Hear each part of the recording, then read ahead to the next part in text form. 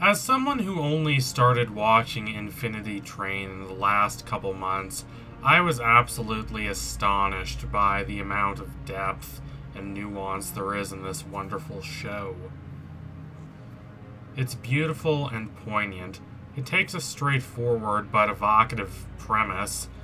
A girl is trapped on a train so she can learn to work out her trauma, and uses it to create all these strange and wonderful permutations. It takes that basic idea in so many fascinating directions.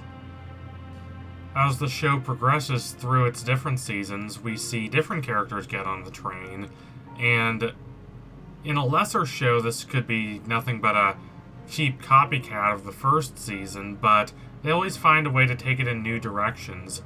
These characters are different enough that they have very different responses to being put on this train to work through their trauma. So I was disappointed to learn that the show only has 3 seasons, even though the showrunner, Owen Dennis, has said that he wants the show to run for as long as 8 seasons. Whenever we do get a 4th season of the show, and I do believe we will get it at some point, there are a lot of interesting possibilities in this world that the show going forward could explore. Here are a few ideas. Owen Dennis has supported bringing back Amelia, the tragic and cruel antagonist of the first season, and making her a major focal point of the story going forward, and I fully support this. She's more than just an ambitious person who wanted to usurp control of the train. She's a somber, haunted figure. She's unable to find peace after the death of her husband happened long before the events of Season 1. What I appreciate about this show most, I think, is its willingness and capacity to view its villains not as simple caricatures, but as real, complicated, damaged people. That does not make them any less intimidating, but it does make their depictions a lot more serious and a lot harder to ignore because they're real. They're not something you can just brush off and think, oh, that's just a one-dimensional villain. No, the show is surprisingly honest about its antagonists. And it works to the show's advantage. Season 1 pulls off this clever trick wherein the antagonist represents everything that the protagonist needs to overcome philosophically. That way, the confrontation between the two characters is thematically relevant. When Tulip triumphs over Amelia, it's not just a case of one character beating another. It's much more about Tulip demonstrating that she is not going to fall into the same trap as Amelia. Tulip is not going to be defined by what she has suffered. But Season 1 was a long, long time ago. The show has long since moved past Tulip as a protagonist. Amelia no longer needs to play the villain role. If the show is going to focus more on Amelia going forward, and if it is going to delve deeper into her character, there are 2 main ways I think it can do this effectively. The first is to keep the show in the present and turn Amelia into a sort of mentor figure for a different protagonist. The other option is that the show can be set in the past, and it can delve further into Amelia's backstory, into the struggles she has faced. The showrunner has said that he is interested in exploring the relationship between the train and its passengers in many different time periods. And considering that the show is less tied to a specific cast of characters than a lot of shows are, there is no reason why it can't do this. There's no reason why it can't visit different time periods. Then again, the show has to be careful to not go too far off the map. There is a lot more room for flexibility in this show than there is in a lot of other shows. But, nonetheless, it is nice to have consistency. Consistency helps demonstrate that we're watching the same show change and evolve throughout different seasons, and we're not just watching the same premise with a bunch of different characters and different storylines and themes that altogether don't cohere into a show as much as they do into just a bunch of unrelated storylines about the same premise. And if they are going to bring back a character we know, I think Emilia would be a great choice. That said, I hope they go more with the other option I laid out and make Emilia a sort of mentor figure to the new protagonist. Because that would tie directly in with my other big desire for Season 4 of this show, which is for it to have a phony protagonist. We've had unpleasant and borderline unsympathetic main characters on this show before, as demonstrated with Grace and Simon in the very dark Season 3.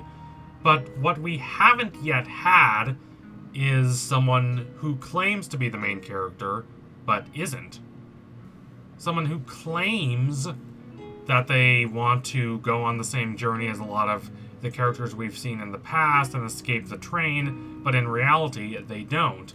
And they just want to trick other people into thinking that they do want to leave the train just so that they can gain power and sabotage the train. In reality, in this scenario, they don't even belong on the train. So, you may ask, how did they get on the train? And the answer would be some sort of combination of luck and cunning and guile. Depicting a scenario like this would be a great opportunity for the show because it would give the show a chance to dive much further into the mythology of the train. Now, to be clear, I do not want every single little thing about the train to be explained. The train should remain mystic and mysterious. Nonetheless, the showrunner and the fans have both demonstrated a desire for more explanation about the train going forward. If there is one complaint I have consistently heard about the otherwise very acclaimed third season of this show, it's that the season did not focus as much on the nature of the train as did the previous seasons. Now, I'm not entirely positive I agree with this complaint. I mean, if I have to choose between interesting and complex character work and just more mythology building, I'll choose the character work every time. But it's true that the train is what ties the show together. The train is what makes the show recognizably Infinity Train. It's even in the name. The characters change, but the central location, this train, remains consistent. Without the train, this would just be a series of disconnected stories. So yes, I think it is important that they do focus on the train going forward, and that they do expand that mythology. Not to the expense of the character work, but along with the character work. Now, this does not mean I want the show to be tied to the train itself, as we already know very well how the train operates, and I don't constantly want the show to be repeating the same story beats season after season. But, again, it would be very interesting to know more about the train, where it came from, who created it. Now, I do not need direct, definitive answers to these questions, but I want these questions to be explored. I want characters to think about them and try and figure them out.